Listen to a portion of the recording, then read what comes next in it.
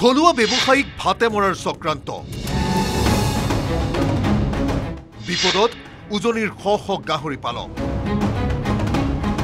ভয়াবহ প্ৰতিবাদৰ হুংকাৰ ভুক্তভোগী পালকৰ পঞ্জাব হাৰিয়ানাৰ গাহৰিয়ে মাৰিছে পেটৰ ভাত বিগত 2-3 মাহে টোপনি হৰিছে এই সকল লোকৰ থলুৱাভাৱে গাহৰি পালন কৰি যেন খাল খান্দি ঘৰিয়ালহে চপালে এই সকলে বহিৰাজ্যৰ গাহৰিৰে ভৰিছে ৰাজ্যৰ বজাৰ চৰকাৰী নীতি নিৰ্দেশনা উলংঘাৰে চলিছে বেপাৰ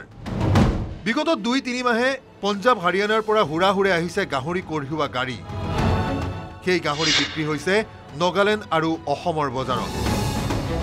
কিন্তু থলুৱা গাহৰিৰ বাবে নাটনি হৈছে বজাৰৰ গাহৰিৰ বজাৰ নাপাই এতিয়া হাহাকাৰ পালকৰ গাহৰি পালিবলৈও অৱস্থা নোহোৱা হৈছে শিৱসাগৰৰ এই সকল পালকৰ যাৰ ফলত ক্ষুভিত হৈ পৰিছে এই সকল গাহৰি পালক থলুৱা গাহৰি পালকৰ গাহৰিক প্ৰথমে বজাৰ দিবলৈ দাবী অন্যথা হ'ব তীব্ৰ আন্দোলন প্ৰায় আজি 2 মাহমানৰ পৰা আমাৰ পালকসকলৰ গাহৰিসমূহ মানে ব্যৱসায়ীসকলে নিনিয়া হৈছে যিসকলে গাহৰি বেপাৰ কৰে উত্তৰ পূৰ্বাঞ্চলৰ বিভিন্ন ৰাজ্যসমূহলৈ তেখেতসকলে নিবলৈ অনীহা প্ৰকাশ কৰিছে আৰু শেহতীয়াকৈ গম পোৱা মতে বহিৰাজ্য সেইটোৱে গম পোৱা অনুসৰি বহিৰাজ্যৰ গাহৰি অভাৰ ষ্টক কৰিছে তেওঁলোকৰ ব্যৱসায়ীসকলে আৰু তেওঁলোকৰ মাজত কিবা কিবি ব্যৱসায়িক প্ৰতিদ্বন্দ্বিতা হোৱাৰ বাবে আৰু অভাৰ ষ্টক পঞ্জাব হাৰিয়ানাৰ গাহৰি অভাৰ ষ্টক কৰাৰ কাৰণে আমাৰ গাহৰিসমূহ তেওঁলোকে মানে একেবাৰে সহজতে যিহেতু পাইছে আৰু অলপ কম মূল্যটো তেখেতসকলে মানে গাহৰিসমূহ যোগান দিছে যাৰ কাৰণে আমাৰ গাহৰিসমূহ মানে আমাৰ ফাৰ্মে আহি গাহৰি উঠাবলৈ তেখেতসকলে অনীহা প্ৰকাশ কৰিছে গাহৰি পালকৰ অভিযোগ এয়া থলুৱা ব্যৱসায়িক পেটে ভাতে মৰাৰ চক্ৰান্ত যথেষ্ট অসুবিধাৰ সন্মুখীন হৈছোঁ আমি যোৱা 2 মাহমানৰ পৰা আমাৰ পালকসকলে গাহৰি বিক্ৰী কৰিব পৰা নাই আৰু যিটো এটা চিষ্টেম আছে এটা চিষ্টেমৰ জৰিয়তে গাহৰিখিনি আচলতে আহিব লাগে বা বিক্ৰী কৰিব লাগে কোনো ধৰণৰ নীতি নিয়ম সম্পূৰ্ণ ইয়াত জলাঞ্জলি দিয়া হৈছে হয় ইয়াত হাৰিয়ানা পঞ্জাব আপোনাৰ বৰ্তমান ৰাজস্থান কেৰেল গোটেইখিনি অবৈধভাৱে আৰু আপোনাৰ যিটো এটা প্ৰটকল আছে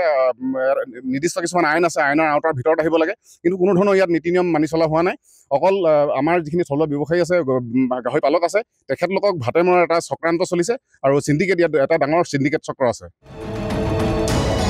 বহিৰাজ্যৰ একাধিক কোম্পানী তথা পুঁজিপতিৰ ট্ৰেইলাৰে বুকু কপাইছে স্থানীয় পালকৰ বিষয়টোক লৈ বিভাগীয় কৰ্তৃপক্ষ নিৰুদ্বেগ হোৱাৰ অভিযোগ উঠিছে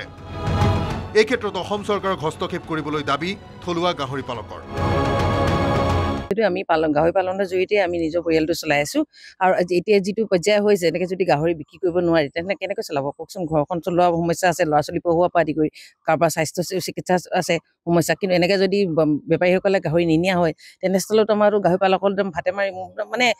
অৱস্থাটো বহুত বেয়ালৈ গুচি যাবগৈ আৰু শিৱসাগৰৰ পৰা Pradip Gogoi report news 18 Assam north east